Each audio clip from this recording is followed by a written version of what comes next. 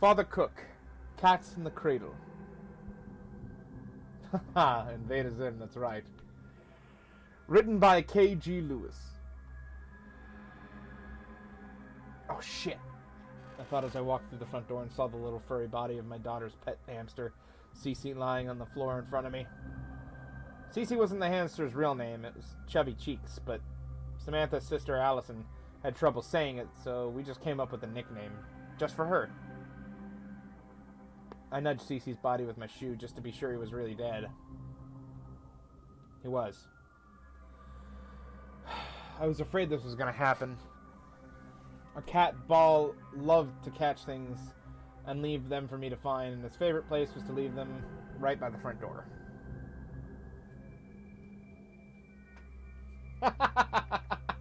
Ah, convincing I was. Samantha must have left her bedroom door open when she left for school. I warned her that this would happen. Every time that door was left open, even for a second, Ball would come running from wherever he was and try and sneak into the room. I figured Samantha was going to want to bury the hamster in the backyard, so I went to the garage and found a suitable box to bury him in. And then I used my car key to flip the body into the box. I know I wasn't being delicate, but the hamster was dead. I didn't think he'd mind.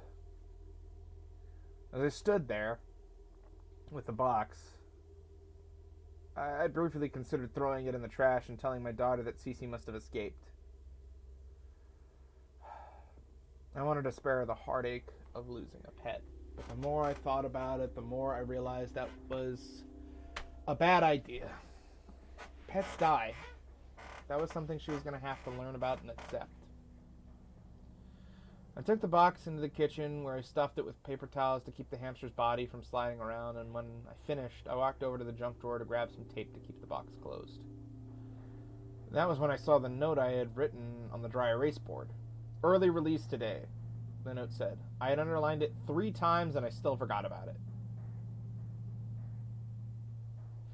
If today was an early release, the girls should already be home. I checked the time just to be sure. It was after 2 o'clock. They should have gotten home over an hour ago. Samantha? Allison? I called out as I walked through the house. I called out again when I got to the foot of the stairs. No one answered. But I did hear a soft thump from one of the upstairs rooms. As I walked up the step, I noticed that Samantha's door was wide open. She had to be home. I could see her backpack sitting on the bed. Once I made it to the top of the stairs, I walked over to Samantha's room and peeked in. She wasn't in there.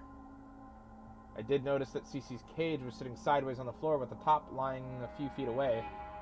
I shut her door and continued to call out, wondering where they were.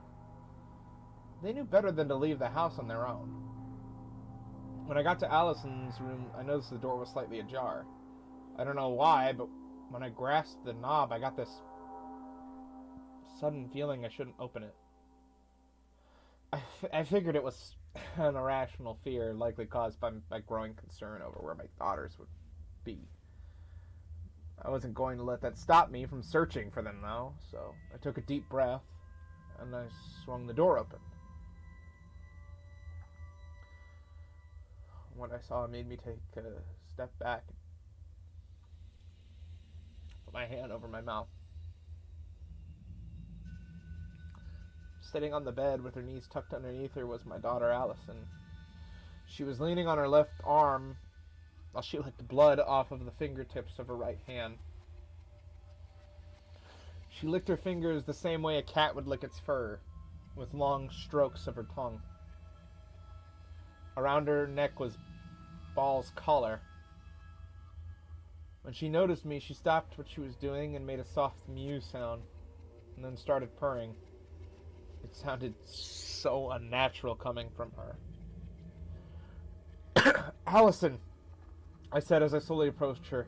She just stared at me and continued to make those unsettling cat noises. That was when I glanced down and noticed the black, furry legs poking out from underneath the bed. I squatted down and grabbed the closest one and slowly slid the body of Ball out into the open. I looked up at Allison and I watched as she continued to mimic the movements and sounds of the dead cat, right down to the way she cocked her head inquisitively at me. Samantha! I yelled suddenly. That startled Alice, and she hissed at me and produced a low growl from deep in her throat.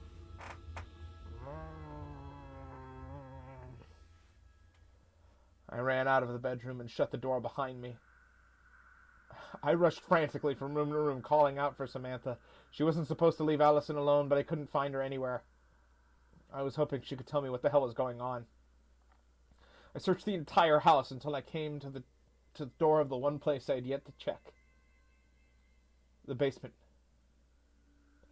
Please be here, I thought as I slowly opened the door. Samantha? I called out to the darkness, but no one replied.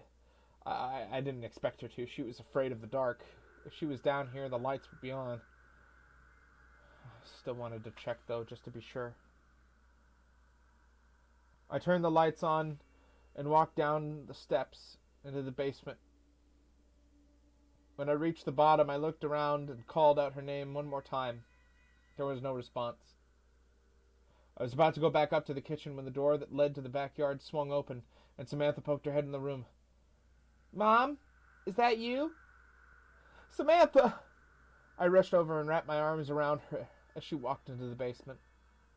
Happy that she was safe, my fear quickly turned to anger as I tried to make sense of what was going on.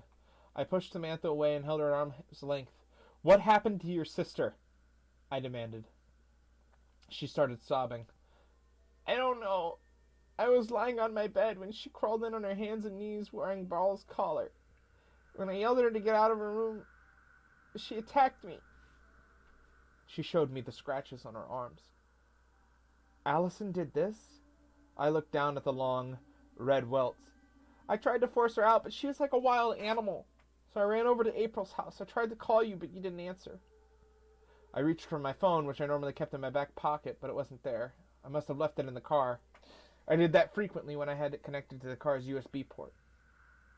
Come on, I grabbed her hand and led her to the basement, up the basement stairs and into the kitchen. I was going to take her into the bathroom and clean her wounds, but I stopped when I saw Allison sitting on the kitchen counter. Allison! I held my palm out towards her in a placating gesture. That's not Allison, Samantha said. What do you mean, I asked. It's Bile. Before I could ask Samantha to explain, Allison leapt off the counter and ran at her sister, hissing and snarling as she closed the distance. I pulled Samantha back into the basement with me and shut the door tight as Allison collided with it. I held the door shut as she clawed at the other side, trying to open it. I didn't let go until she gave up and walked away. I turned to Samantha. I need to go and get my phone out of the car. No, she said while shaking her head. It's okay, I'm only going to be gone a few minutes. I reached into my pocket and pulled my car keys out. Come here and hold the door closed. She won't be able to open it if you're holding it. I figured that would give her a sense of security while I was gone. She reluctantly reached out and grabbed the handle. I'll be right back, I assured her. It took me less than 3 minutes to run out to my car and retrieve my phone. Everything's going to be okay, I told her when I returned. Why don't you go back over to April's and I'll come get you in a little while. She just stood there and stared at me. Go ahead, Sam. It's okay. Allison isn't going to leave the house. I wasn't positive of that, but I hoped it was true. Once I convinced her to leave, I pulled out my phone and opened my contacts. I scrolled down until I found my husband's number and tapped the screen. I stared at the ceiling, wondering where Allison was while I waited for my husband to pick up the phone. This is Father Cooke? I didn't recognize the voice that answered. I pulled the phone away from my ear and looked down at it. The number showing on the screen was not my husband. I'm sorry, I said. I must have dialed the wrong number. If you're looking for Pastor Reed, he won't be in today. Perhaps I can be of assistance. That explained what happened. Pastor Reed's number was listed right above my husband's. In my haste to call my husband, I must have accidentally tapped the wrong contact. I'm sorry. I apologize again. I really just need to get in touch with my husband. I hit the end call button. I didn't want to be rude to the priest, but I didn't have the time to explain. I opened my contacts again and made sure to tap on my husband's number. After several rings, it went to voicemail. I left a message telling him to call me back as soon as possible, and then I hung up and called him again. I tried calling several times, but I kept getting transferred to his voicemail. I leaned my back against the door in frustration and slid down until I was sitting on the steps. I didn't know what to do at that point except wait. So that's what I did. When the phone rang a few moments later, I jumped up and answered it thinking it was my husband. I'm sorry to disturb you, Miss Duncan, but I couldn't stop thinking about you. I hope you don't mind me calling you back. I just wanted to make sure you were okay. You sounded upset, Father said. No, I yelled into the phone. I'm not okay. I have a dead cat and a daughter that no longer thinks she's human, so no, I'm not okay. Perhaps you should, start at the beginning, he said calmly. Tell me what happened, and don't leave anything out, no matter how crazy or irrelevant you might think it to be. I was surprised by his response. He was nothing but polite to me, and I just screamed at him. He seemed like he genuinely cared and wanted to help. Maybe he could help. He was a priest after all, and what I was dealing with seemed a little outside the bounds of reality. I felt bad for yelling at him. I was originally going to have my husband come home and help me catch Allison so we could take her to the nearest hospital, but as I thought about it, maybe that wasn't the best idea. I took a deep breath and told Father Cooke everything that happened since I got home. Stay where you are, he said. After I had finished telling him what had happened and given him the address, I'll be there shortly. He seemed convinced that my phone call wasn't an accident. He believed something had guided my hand and brought the two of us together so we could help Allison. I hoped for my daughter's sake that that was true. 20 minutes later, there was a knock on the basement door, the one that led to the backyard. I walked over and opened it. Standing before me was Father Cooke. He was dressed exactly as you would expect. When he saw me, he pushed his thick-rimmed glasses up the bridge of his nose and introduced himself with a smile. Please, come in. I stepped to the side. Where is your daughter now? He didn't waste any time getting to the point. I don't know. She's probably upstairs. I followed Father Cooke up the basement stairs and into the kitchen. He stopped and listened. I could hear the soft thread of footsteps above us. Is anyone else in the house beside your daughter? He asked. No. He walked through the house until he came to the staircase. He placed his hand on the banister and started to climb the steps. Which room is Allison's? He turned and asked before continuing. I pointed to the door. I waited and watched as he walked into the room. A few moments later, he walked out and continued down the hall. I could no longer see him, but I could hear him. Hello, Allison, he said. I'm Father Cooke. I am a friend of your mother. Allison hissed in response and then started to growl. Father Cooke backed down the hall shortly. He had his hands out in front of him as he tried to calm Allison down. When he made it back to the stairs, he descended them backwards, keeping his eyes on my daughter. She followed him, hissing and growling the entire time. She didn't stop until she reached the steps. Let's go, he said, and put his hand on my shoulder to guide me away. I let him lead me into the kitchen and then back down into the basement. The collar your daughter was wearing, did that belong to the cat? Father Cooke asked me once we were safely behind the closed door of the basement. Yes, it did. Where did you get the cat? It was a stray. I just showed up one day and started hanging around the house, and the girls started feeding it and letting it into the house, and we just sort of adopted it. It didn't seem like a bad cat. Was it always wearing that collar? I nodded. I need to make a call. He pulled the phone out of the pocket of his jacket. This is a little outside of my area of expertise. Do you still think you can help her? Yes. I think so, he said, and then excused himself to go make a call. When he returned, he was smiling. Help is on the way. While we waited for whoever was coming to help, Father Cooke did his best to ease my fears and reassure me that everything was going to be all right. A short time later, there was a knock on the back door of the basement. Father Cooke followed over and answered it. I'm Father Cooke. I'm the one who called. The priest introduced himself and reached out his hand to the tall, thin man who stood before the open door. He looked like he could also be a priest, but he wasn't wearing the white collar. Father Cooke? The exorcist? The man asked as he clasped the priest's outstretched hand. I guess my reputation precedes me. The priest seemed uncomfortable. Theodore Alexander.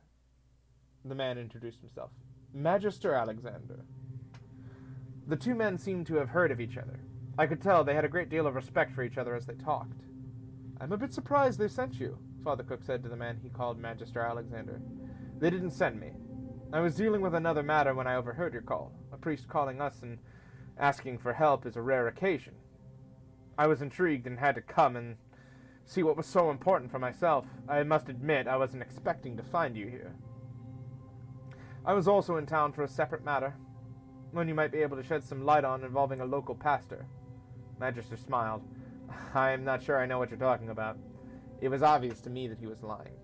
We can discuss it later after we deal with the matter at hand. Father Cooke could tell he was lying as well. Of course, Magister Alexander said, and then asked, where is the girl now? She's upstairs, I blurted out and pointed to the ceiling. You must be Mrs. Duncan. Magister Alexander walked over and offered me his hand. It is a pleasure to meet you.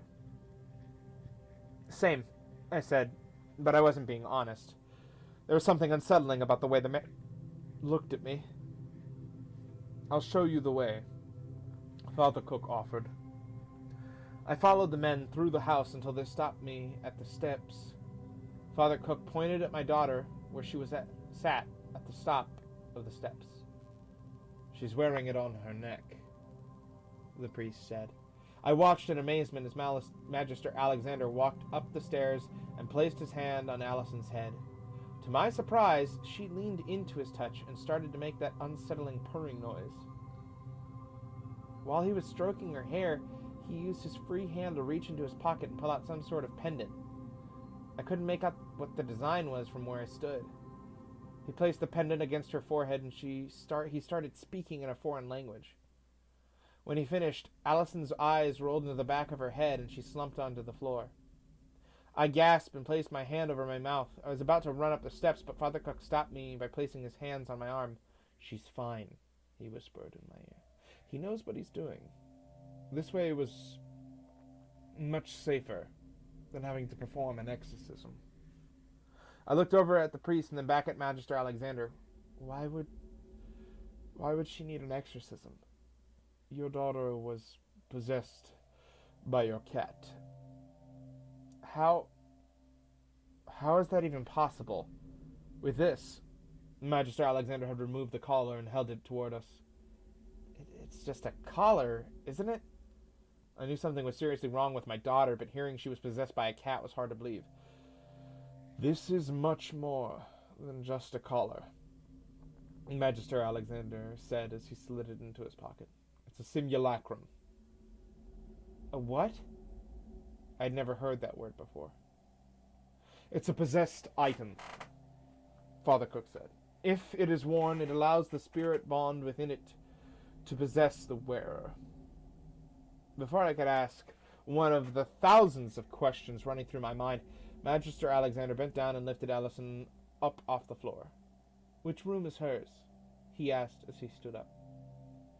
I pointed to her open door, and then she walked up the stairs and followed behind him. I entered the room as he gently laid her down on the bed. She will probably sleep for the rest of the night, he said as he stepped out of my way. Why was the cat wearing that collar? I asked as he walked out of the room. I don't know. I didn't believe him. I could tell he knew more than he was saying, and I wanted to confront him and demand an answer, but I just didn't have the energy. I was too tired after everything I had been through. Instead, I sat on Allison's bed and I ran my hands through her hair while she slept. Why did you lie to her? Father Cooke had come up the stairs and confronted Magister Alexander right outside the bedroom door. Even though he was trying to keep his voice low, I heard him clearly. I got up and quietly made my way to the door so I could hear him. I did it to protect her family. If she knew that cat once belonged to her grandmother, how do you think she would react? Her mother gave her life to leave the coven. She paid the ultimate price so that her daughter could lead a normal life. I'm I'm obligated to honor the deal she made. My mother died when I was very young, and I never knew my grandparents. What I just heard alarmed me. Was Magister Alexander implying my mother was a witch? If her mother made a deal to leave the coven, why was the cat here? Father Cooke asked as they transcended the stairs. I was hoping that you could help me with that, Magister Alexander responded. This cat shouldn't be here. We shouldn't be here, and yet we are. We were brought together for a reason, and we need to find out why. This was the last thing I heard as the men let themselves out the front door.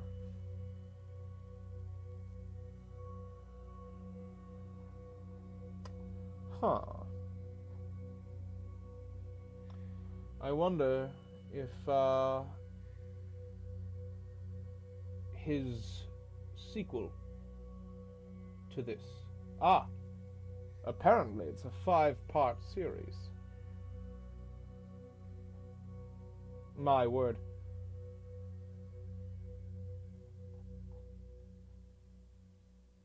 Would you like to hear the rest of the story?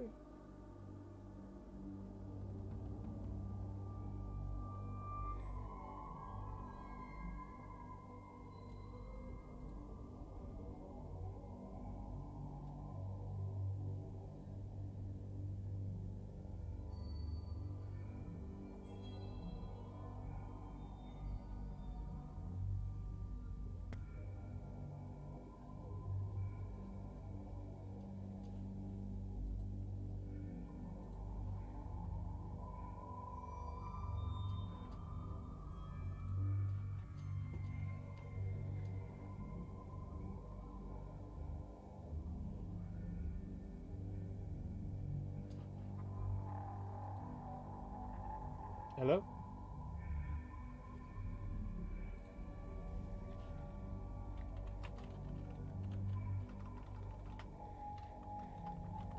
I suppose we shall continue that tale.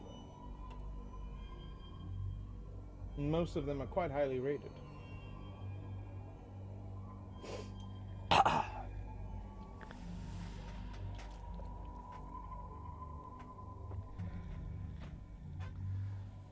Magister Alexander laughed at me. This never gets old. He picked up the pages I had printed off of the internet and shuffled through them while shaking his head. If I had $1 for every time somebody screwed up a summoning spell, I'd be able to retire. It's not funny, I cried. You have to help me.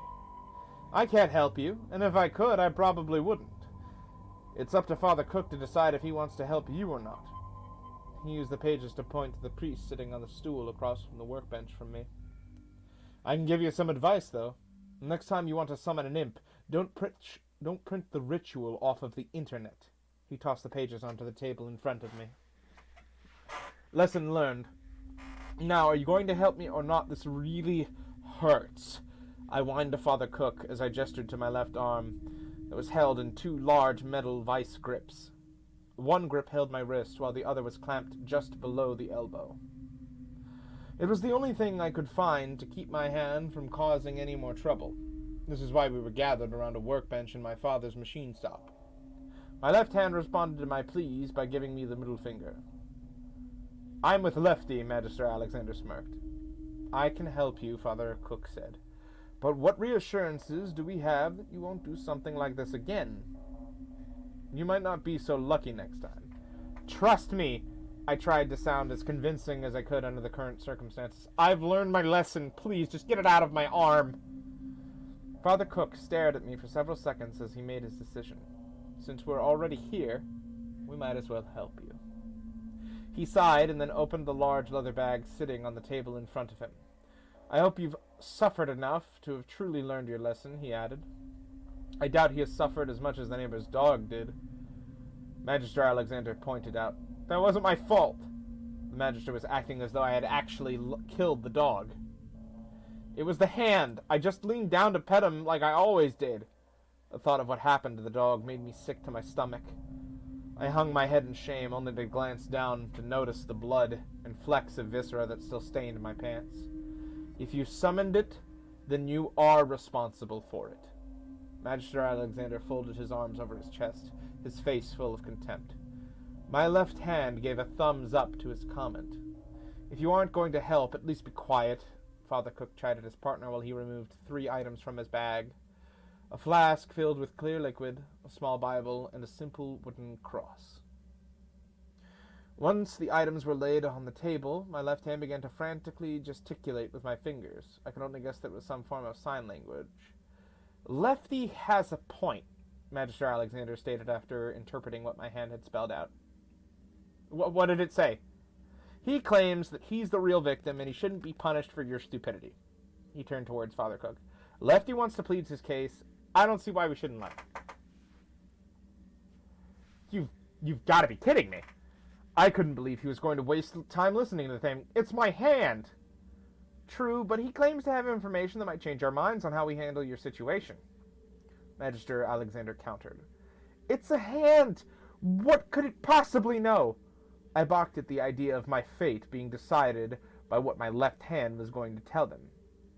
You aren't in any immediate danger, and your problem is entirely your fault. I agree with Magister Alexander. I would like to hear what he has to say, Father Cooke said. My left hand made a fist and tried to pump it in the air to signify its victory, but the vice grip kept it from moving very far.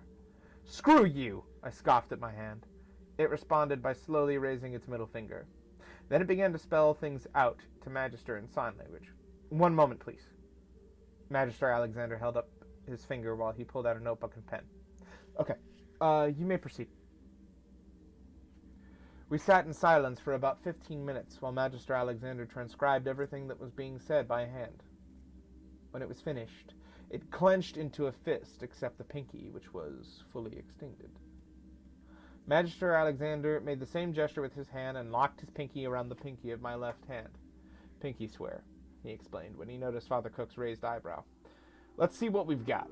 He read over the notes. Interesting, he said when he was finished. He handed the notebook to the Father Cooke. Very interesting, the priest agreed after reading it.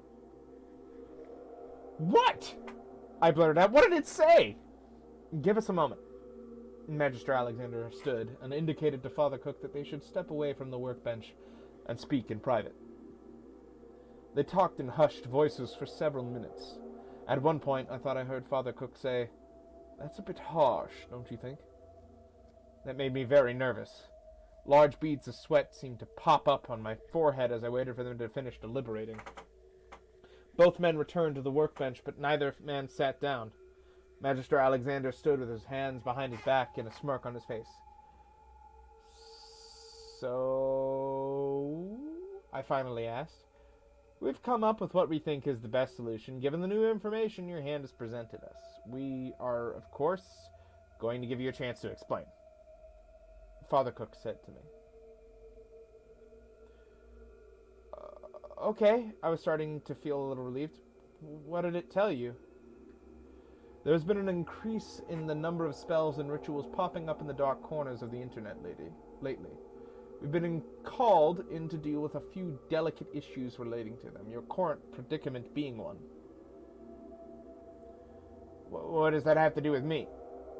I don't know how the thing in my hand knew what I had done, but I wasn't going to admit it. It was my word against its. I'm a victim, just like everyone else. You're a victim of your own stupidity. It was bound to catch up with you eventually. Did you really think we wouldn't find out? I don't know what you're talking about. Stop feigning your ignorance. Father Cooke held up his hand to silence me. Our little friend has told us everything you did. How could it possibly know anything? It's a hand, I argued. It's a possessed hand. As such, it has access to your thoughts and memories. It just happens to be stuck, unable to move anywhere else in your body. But, I tried to explain, but I couldn't think of anything to say that would change their minds. I was caught. Fine, I did it.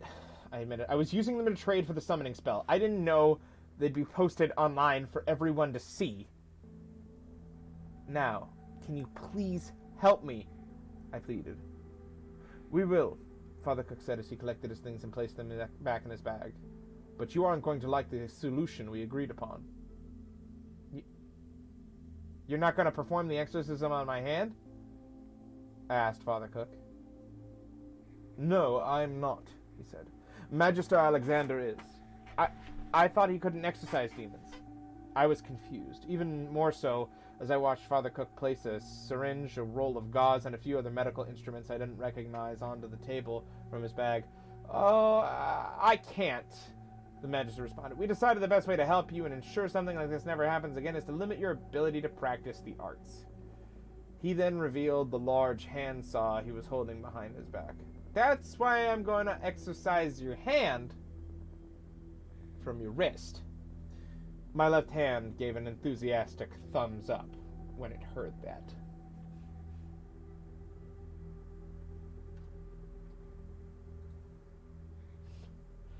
An interesting story. It seems a bit of an anthology series. Father Cooke, Part 3. A Holly Jolly Christmas. If you're going to keep me tied to this chair, at least give me the dignity of letting me wear my hat. My wife hissed at me while she nodded at the green stocking cap at her feet, the one shaped like a Christmas tree. I picked up the hat and placed it gently on her head, then I positioned it just how she liked it, slightly to the left side with the top folded neatly so that the giant golden bell rested on her shoulder. Thank you, she said as I adjusted the strings of lights that bounded her to the dining room chair. Oh my, this one's a bit saucy. Are they too tight, I asked. I felt bad that I had to tie her up. I can go out to the garage and get the nylon cord we used to tie the tarps down. I'm fine, but I'd feel much better if you just untie me. I'm not going to hurt anyone. I just want to spread a little Yuletide cheer. I love you, but I can't do that. You can't leave the house since you decided to sneak into the Johnsons' homes and redecorate their trees. Have you seen their tree? It was hideous. What about the Greenbergs' house? They didn't have a tree at all, so I gave them one. They're Jewish. Jewish people don't like trees? I couldn't tell if this was supposed to be a joke or not. I could have continued to list the neighbors she had scared or annoyed, but there wasn't any point. She felt justified in everything she'd done.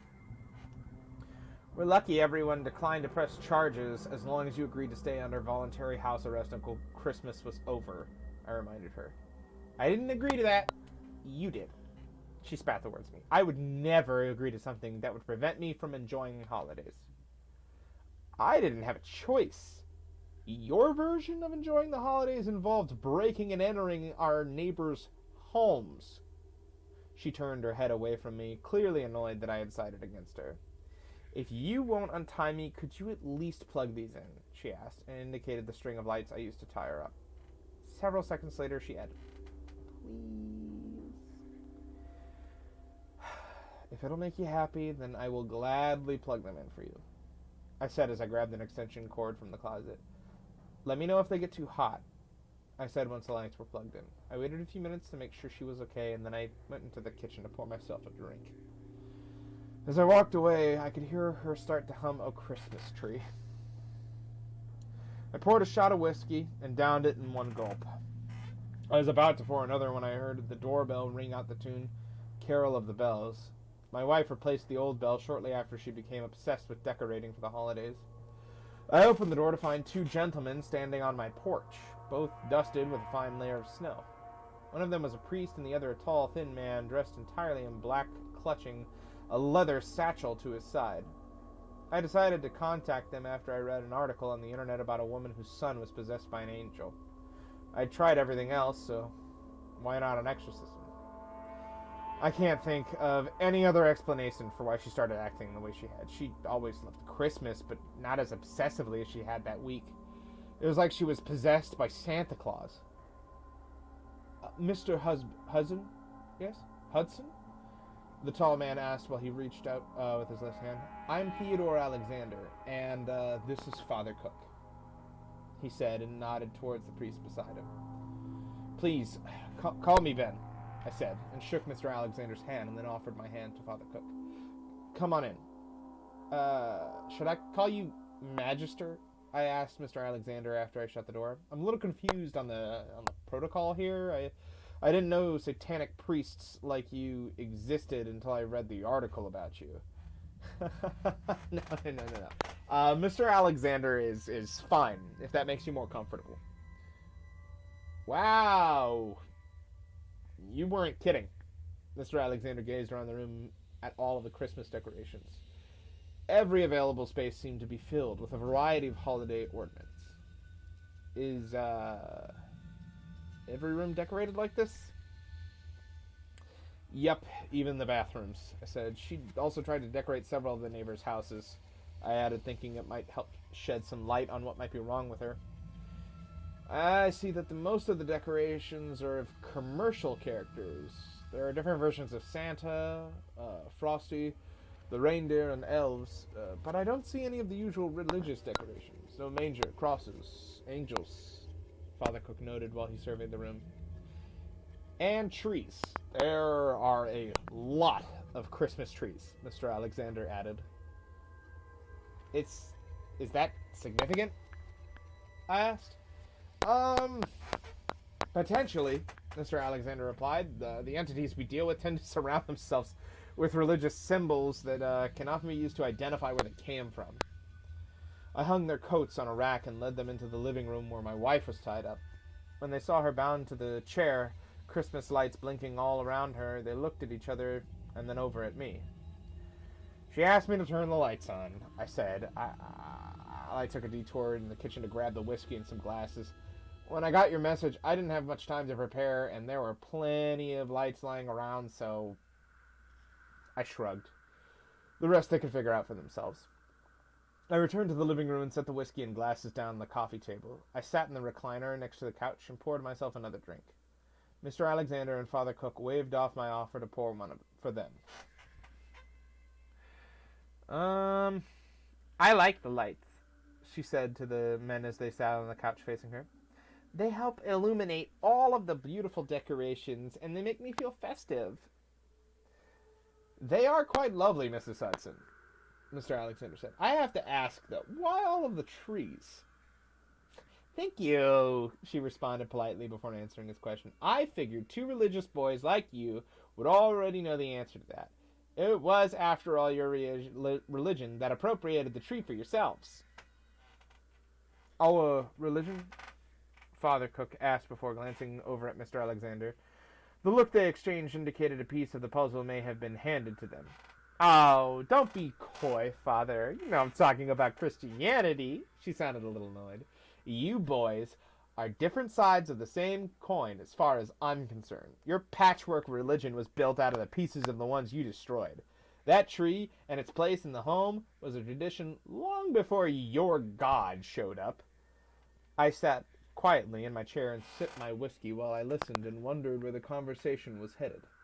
That was obviously not my wife, and it started to frighten me. I shared my bed with whatever she had become, and that gave me chills. Ben? Mr. Alexander raised his voice to get my attention when I had failed to answer the question he just asked me. What? I said as I returned from my muddled thoughts. The alcohol had started to take its effect. Is there someplace we can talk in private? He repeated. Yeah, I thought for a moment. How about the garage? I suggested. Our house was small and the interior walls didn't block sound very well. Bring the icicles when you come back inside, my wife said as we filed past her on the way to the garage. There should be a box of them in the trunk. Once we were all in the garage, I leaned against the hood of the car, arms crossed, and waited for one of them to speak. This is much easier on the eyes. Father Cooke remarked that when he noticed the garage was free of Christmas decorations. I came out here sometimes to get away from all that. I nodded towards the house. It's the only place I could keep her from decorating. I would spend a lot of time out here, too, as well, under those circumstances. Father Cooke smiled. I know Christmas decorations are the last thing that you want to talk about, but I do have to ask about them, specifically the bells. It didn't occur to me until just now how many of your decorations have been enhanced with bells. Have bells always been a big part of her decorations? Mr. Alexander asked. Not that I recall. I mean, we always had a few decorations with bells, but nothing like what you see in there now. And the doorbell. I noticed it played Carol of the Bells. How long have you had that? Father Cooke asked. She bought that a couple of days ago. I couldn't keep my curiosity in check and asked, what do the bells have to do with all this? Bells have been known to play a significant role in many ancient religions, and they may be the religious symbol we overlooked when we walked in. Mr. Alexander placed his hand on his chin as a thought occurred to him. When you called, you mentioned that your wife was a music teacher, right? Yeah, she's currently on a leave of absence. I waved my hand in the air for obvious reasons.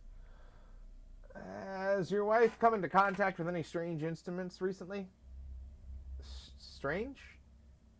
I don't think so. Strange might not be the right word. It could be something simple, like an antique. Father Cooke elaborated. A better question might be, has she brought home any new instruments? No, I started to say, but all of the talk about the bells triggered my memory. She did bring home some bells. I didn't really think of them as instruments, but technically they were.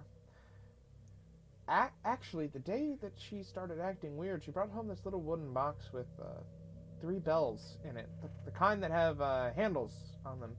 I tried to pantomime what I was talking about. There was also a little piece of sheet music tucked to the side. I remember her showing it to me. She picked it up at the thrift store. I rushed back into the house, which left the 2 men with puzzled expressions on their faces. I ran into the front room and grabbed the box where my wife left it sitting on the table in the foyer. When I returned, I held it out to Mr. Alexander with 2 hands. This is it. In my excitement to show them the box, I accidentally left the door open, which prompted my wife to yell out, "What about the icicles?" I went and closed the door as Mr. Alexander inspected the outside of the box. It appears to be carved by hand, and these patterns along the outside appear to be Germanic, maybe Norse. If this is authentic, it's very old and very valuable. I'm surprised someone would donate this to a thrift store. He carefully opened the lid to reveal 3 ornate bronze bells nestled inside. Instead of removing a bell, he slid the piece of parchment out and handed the box to Father Cooke. He started to smile as he looked over the single piece of sheet music. I could tell he found the answer he was looking for when he finished his examination. He retrieved the box from Father Cooke and handed him the piece of paper. These are summoning bells. Mr. Alexander indicated the box that held the instruments, and that, he pointed at the sheet of music, works as the incantation. Your wife must have used the bells to play that song, and that's what allowed the solstice spirit to possess her. The what? I inquired. It's an old nature spirit. Father Cooke further explained. Thousands of years ago, before God came to Earth, humans worshipped various nature deities. Solstice spirits were the emissaries for many of those old gods. But our God is a jealous God. Mr. Alexander Kennan, when he arrived, he demanded loyalty from everyone, including these entities. Most of them were powerless to resist him and were forced to join his cause. Today we call some of those spirits angels. And those that opposed him joined the ranks of the serpent's demon horde, or were driven into the deepest, darkest crevices between hell and heaven, rarely to be seen.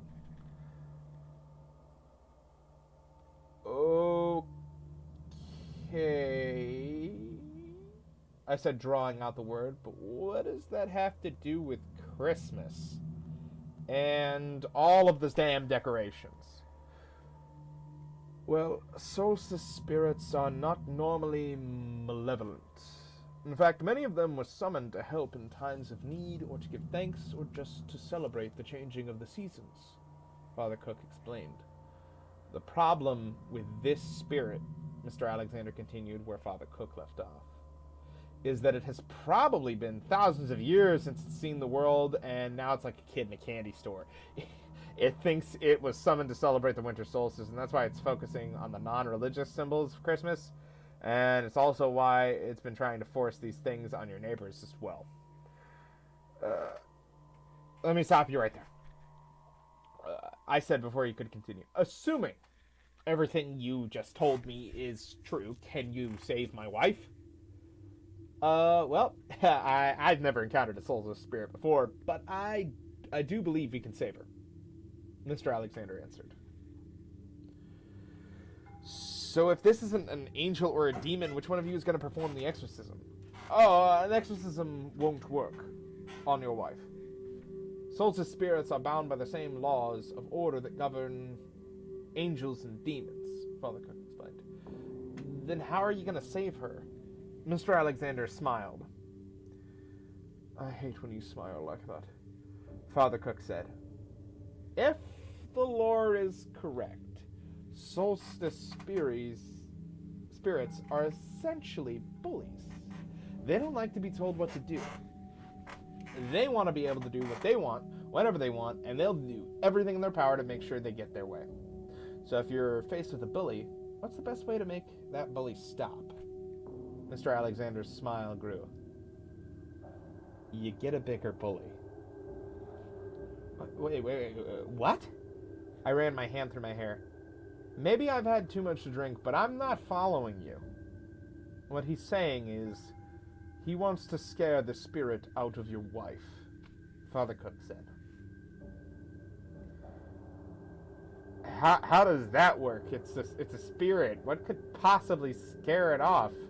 I was extremely skeptical. Well, Christmas is all about celebrating and spreading joy to those around us, forgiving the small trespasses of life. That's what the solstice spirit wants to embody in its own twisted way. I plan to summon a spirit that is the opposite of that, Mr. Alexander explained. I figured that's why you were smiling. Father Cooke pointed his finger at Mr. Alexander. If you're going to do what I think you're going to do, you need to warn him about the risks. Don't forget about the last time you summoned something outside our domain.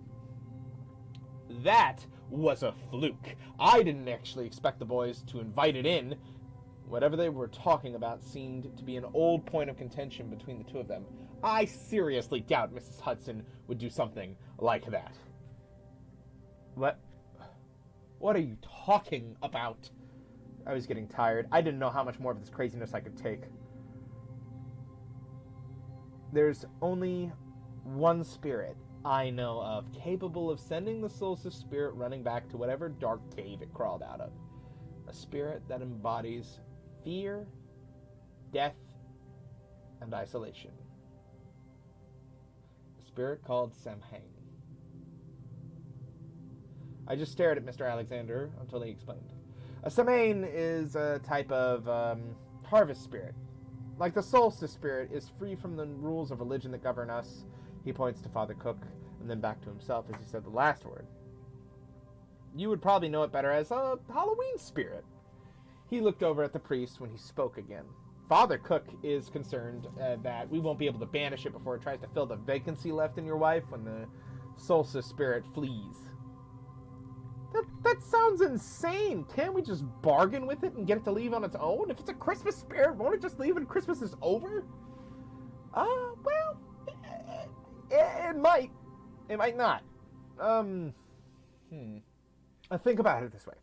If I gave you the keys to your favorite car and said, bring it back whenever, how long would you drive it before giving it up?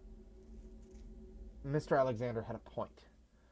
Plus, I didn't think I could handle another day of her holiday cheer. There's no telling how long that thing plans to stay. We can try and wait it out. Or we can force it out tonight.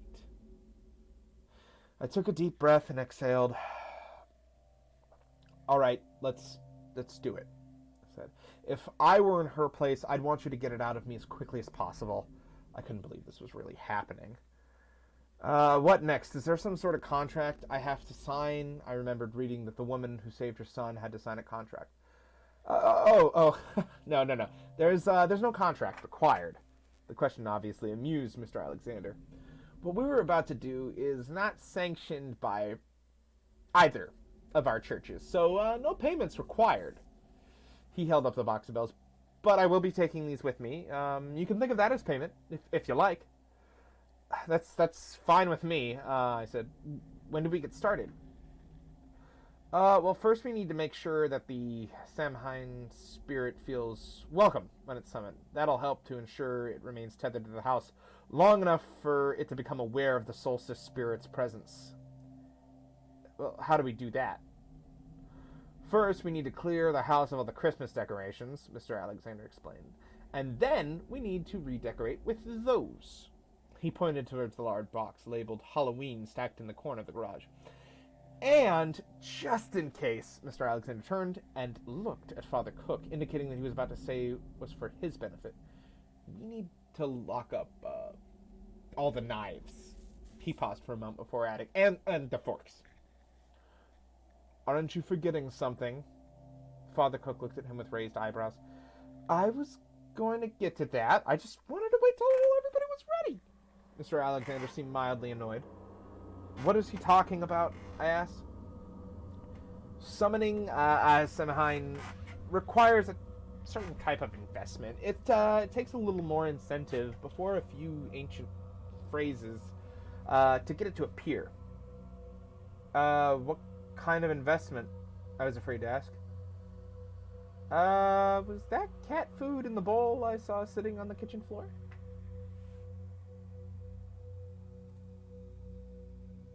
I've actually very much liked these stories. It was an interesting group. Part 4. Let's see. Part 5, burning down the house. Part 3, Part 1, Part 4. There it is.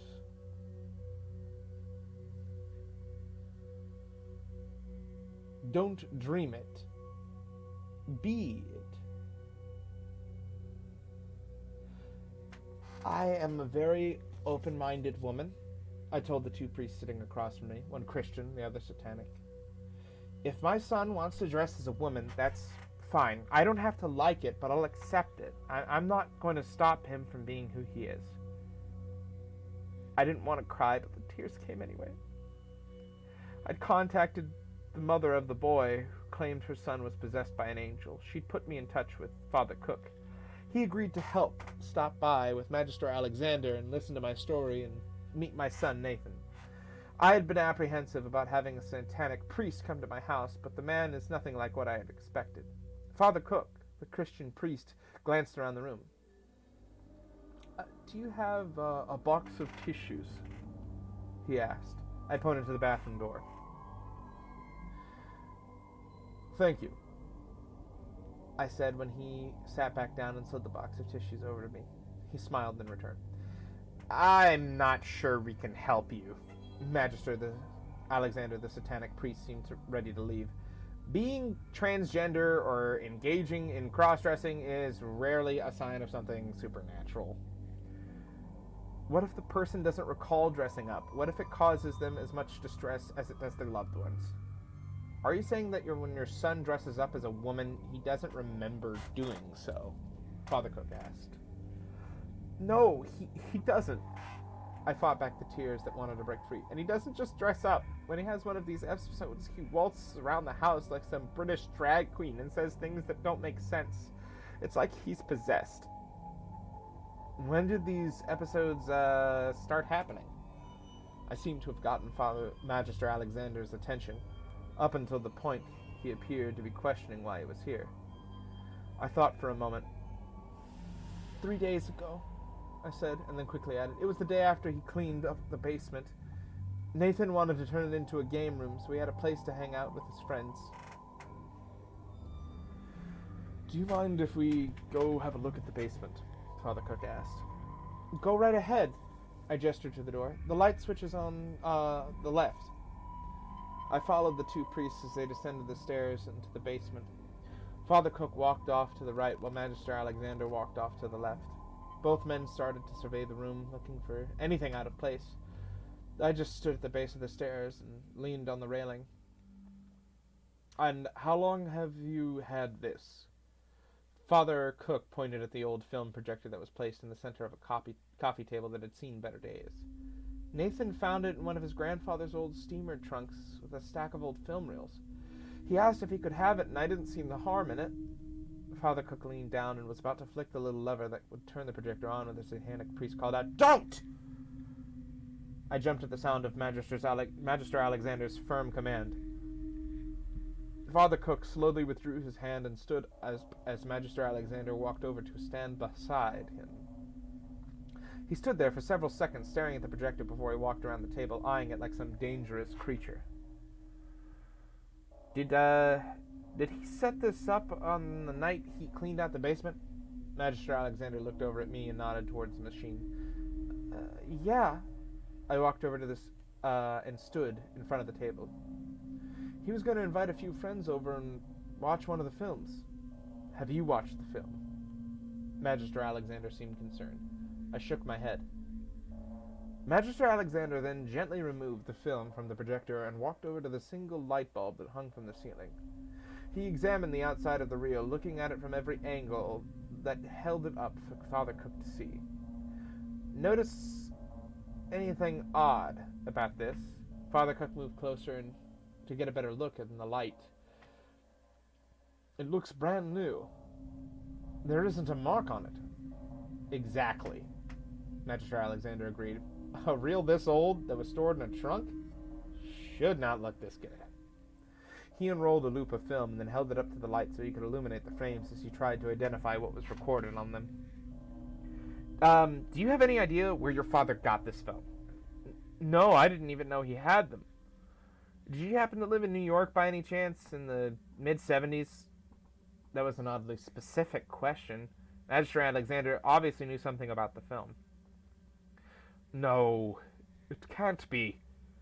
Father Cooke figured out what the satanic priest was alluding to. You really think it is? But Magister Alexander cut him off before he could finish. The first shadow cast, he confirmed without letting the other priest finish. This could be bad. A worried look came over the father's face. Did anyone else besides your son watch the film? He quickly turned to face me. I don't know. It's possible. Nathan had people coming over all the time. Right after I said that, my phone vibrated in the back pocket of my jeans, startling me. I excused myself and walked a few steps away to answer it. It was my neighbor across the street. What? I ran my hand through my hair, trying to wrap my head around the bizarre claim she was making.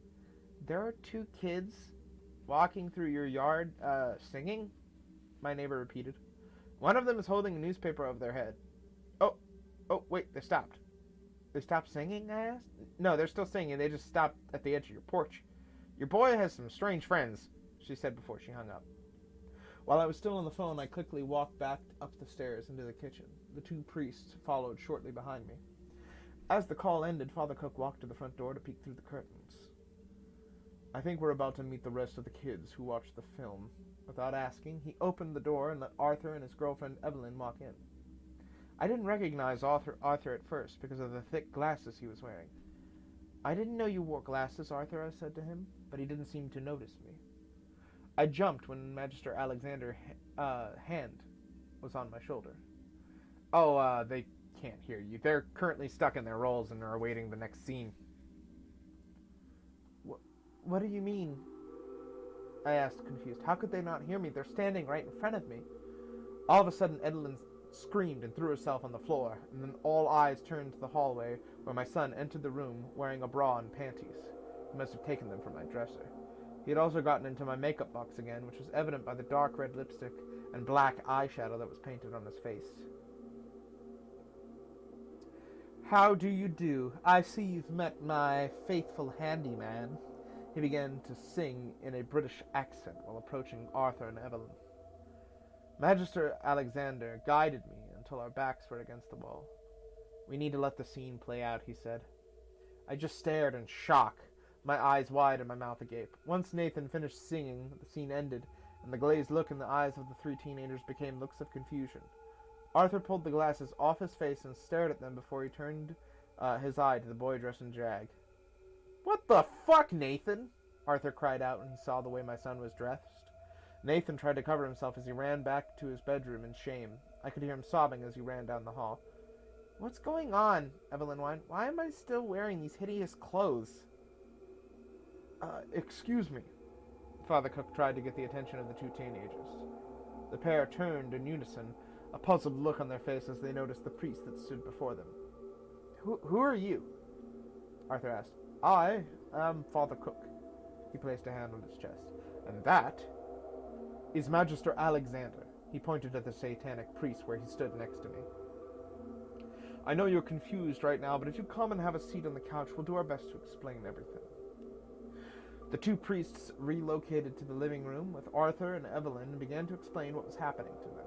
I went down to Nathan's room to check on him. I knocked gently on the door and called out his name. When he didn't answer, I tried the doorknob, thankful it wasn't locked. He was lying, face down in his bed, sobbing. I sat down next to him and placed my hand on his back. It's okay, Nathan. It's not your fault. I waited for his sobs to subside before I continued. Those two men in the kitchen, the priests, they're here to help you. How can they help me? He turned to face me, his makeup running down his cheeks. They know what's happening to you and they can fix it. At least I assumed they could fix it. How? Get dressed and come into the living room and let them explain it to you. It doesn't make sense to me, but I'm confident they can make it stop. I left the room and returned to the living room. Nathan walked in a few minutes later wearing a t-shirt and sweatpants. He kept his head down as he avoided making eye contact with anyone and took a seat.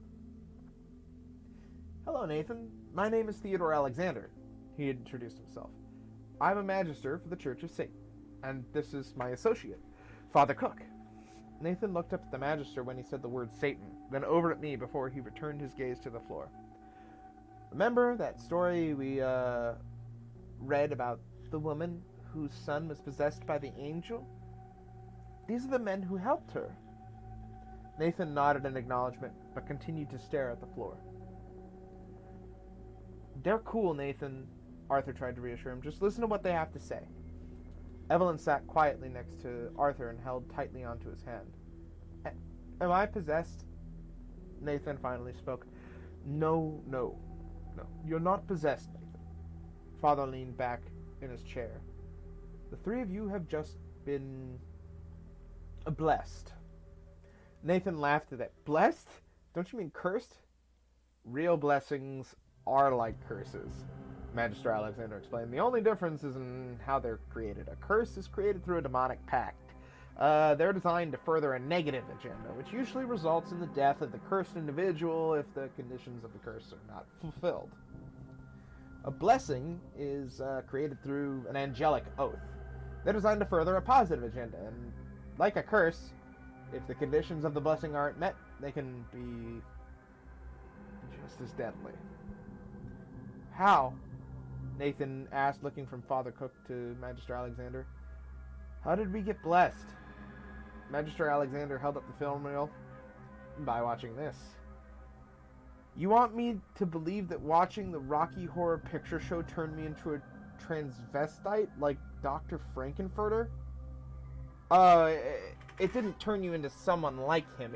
It's turning you into Dr. Frankenfurter. Just like it's turning Arthur into Brad and Evelyn into Janet. He pointed at each one of them as he mentioned their name. Are you familiar with the Rocky Horror phenomenon, how it started, why it spread and became as popular as it did? Magister Alexander asked Nathan. No. Well, it started with a specific copy of the film right here. He held up the reel. Somehow, someone was able to get this copy blessed before it was shown to a small audience at midnight, at a midnight showing in the Waverly Theater in New York. Luckily, that audience wasn't large enough to create a full shadow cast when it was viewed. That shadow cast then went on to start the Rocky Horror phenomenon that's still popular in cities across the world today. What's a shadow cast? Nathan asked. The blessings placed on this film make viewers become characters from the cast. It makes them act out scenes of the movie. It was designed to spread the film's popularity through participation. The problem is that in order to fulfill the blessing, the movie needs to be shown to an audience large enough to fill the cast. Since it was just the three of you, only 3 shadow roles have been filled, and until the rest of the roles are cast and you perform the entire movie, these episodes will keep happening until your characters completely take over you. I excused myself to the kitchen to grab the tissues. I didn't know whether to laugh or cry or both. I now know what Mrs. Niles went through when Magister Alexander told her son was possessed by a cherub. Will I have to sign a contract? I blurted out as I retook my seat. I was afraid to ask, knowing what Miss Niles had sacrificed to save her son. Oh, no, ma'am. The contracts are only required for exorcisms. Father Cooke eased my concern. It requires a lot of energy to drive an entity from this plane of existence. What do we do now? How do we remove the blessing? I was eager to get this nightmare over with. Well, it can't be removed. The only thing we can do is help the blessing run its course, Father Cooke answered. How do we do that? Magister Alexander held out his phone for all to see. Pictured on the screen was the poster for the movie, along with the dates and showtimes. We're going to take the film to the next showing of the Rocky Horror Picture Show and give the audience the best show of their lives. Once the rest of the shadow rolls have been filled and the shadow cast complete, we'll watch the film again. Only this time, the three of you will get to play your parts in their entirety. I had resisted seeing the movie for so long, despite growing up with people who loved it, and now I was going to watch it to help my son. I never expected to be doing a time warp in a theater filled with people of all ages while my son strutted and dressed as Dr. Frankenfurter, but that is exactly what happened.